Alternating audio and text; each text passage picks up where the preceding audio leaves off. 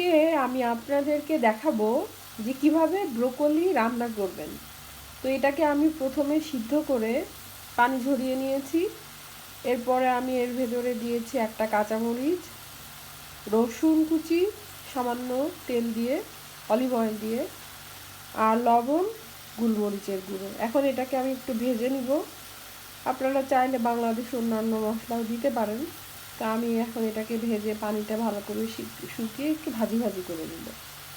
তারপরে আজকে এই যে আমি একটা ডিম খাচ্ছি, কারণ বাংলাদেশে মানুষ অনেক গরিব, 4টা ডিম খেলে অনেক নজর লাগে। আমি 1 সপ্তাহ ধরে খুবই অসুস্থ, এই জন্য 4টা ডিম বাদ দিয়ে এখন আমি একটা ডিম খাচ্ছি। আর এই যে বাটিটাও দেখেন ভাঙা, আমার টাকা পয়সা নাই, তো যাতে নজর না লাগে 4টা ডিম খেয়ে যেভাবে অসুস্থ, এই জন্য এখন একটা ডিম খাচ্ছি।